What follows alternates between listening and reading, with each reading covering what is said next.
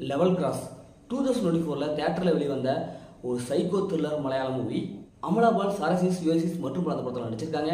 அந்த படத்துடைய கதையை பார்த்தரலாம். படத்துடைய ஹீரோ ஒரு ஆளு இல்லாத ஒரு பாழடைஞ்ச ரயில்வே கேட் கீப்பராக இருப்பார். இவருடைய வாழ்க்கை அப்படியே தனிமையாக ஜாலியாக போயிட்டு இருக்கும். அந்த வழியாக வந்த ஒரு ரயிலில் அமலா பால் குதிச்சிருவாங்க. உடனே அவங்களை காப்பாற்றி தன்னுடைய இடத்த கொண்டு போய் என்ன நடந்தது அப்படின்ட்டு கேட்பாரு.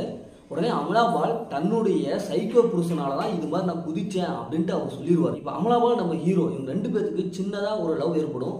இப்போ இறுதியில் அமலாபால் யாரை ஏற்றுக்கிட்டாங்க, ஹீரோவையா இல்லை அவங்க புருஷனையா, இறுதியில் என்னாச்சு அப்படிங்கிறதா இந்த படத்துடைய ஆன்லைன். இப்போ இந்த படத்துடைய பாசிட்டிவ் பார்த்தாவே இந்த படத்தில் வச்சு எல்லாமே சூப்பராக பர்ஃபார்ம் பண்ணியிருக்காங்க. அமலாபால் அவங்களுடைய ஆக்டிங் நல்லா இருக்குது. அதே மாதிரி ஹீரோவாக நடிச்சிருக்கிறவங்க ஆக்டிங் செம்மையாக இருக்குது. அவங்களுக்கு புருஷனை வந்திருப்பாங்க, அவங்களுடைய ஆக்டிங் நல்லா இருக்குது. இந்த 3 பேர்த்த சுற்றி தான் இந்த கதை வந்து நகருது. ஒரு ஆளுகாத பாலடைஞ்ச ரயில்வே கேட்டு இதை லொக்கேஷன், இந்த லொக்கேஷன் இதை வச்சுக்கிட்டு ஒரு சூப்பரான ஒரு ஸ்டோரி நமக்கு கொடுத்துருக்காங்க.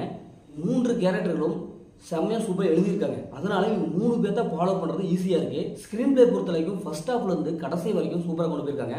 எந்த இடத்துலையும் போர் அடிக்கல. செகண்ட் ஹாஃப்லாம் அடுத்தது என்ன நடக்கும், இவங்க யாரா எப்பட்றா அப்படின்னு சொல்லிட்டு அதில் ஒரு ஹாரர் எலிமெண்ட்டை அதில் கலந்து நம்மளை இன்ட்ரெஸ்டாக படம் பார்க்க வச்சுருக்காங்க.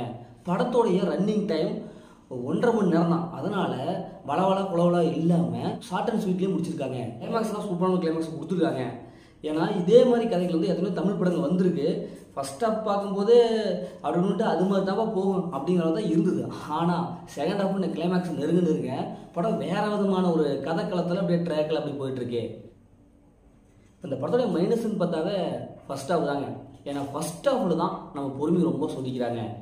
ஏன்னா எப்பவும் போல் மலையாள படம்னாவே ரொம்ப ஸ்லோவாக இருக்கும். இந்த படத்தில் ஃபர்ஸ்ட் ஹாஃப் ரொம்ப ஸ்லோவாக இருக்குது. என்னடா இது ஃபர்ஸ்ட் ஹாஃப் பார்த்தோன்னே எங்கடா ஸ்பீடாக போகிற போகுது, இப்படி பார்த்தா என்னங்கடா பார்க்க போகிறது அப்படிங்கிறது ஒரு மைண்டில் இருக்கும். ஆனால் அதையும் கலந்து நம்ம பார்த்துட்டோம்னா செகண்ட் ஹாஃப் வந்து படம் சூடு பிடிக்கும். அதனால் ஃபர்ஸ்ட் ஹாஃபில் மட்டும் இன்னும் கொஞ்சம் பெட்டராக கொடுத்துருக்கலாம். ஸ்க்ரீன் பிளே இன்னும் கொஞ்சம் ஸ்பீடாக கொடுத்துருக்கலாம். இந்த படத்தை ஃபேமிலி பார்க்கலாம், கண்டிப்பாக ஃபேமிலி பார்க்கலாம். மொத்தம் இந்த படம் சூப்பராக சுமாராக. ஆனால் இந்த படம் ஒரு ஒர்த்தான மூவி தான். ஓகே, இதே மாதிரி அடுத்த ஒரு புதிய மூவி ரீல்ஸ் உங்கள் கவி பாரதி.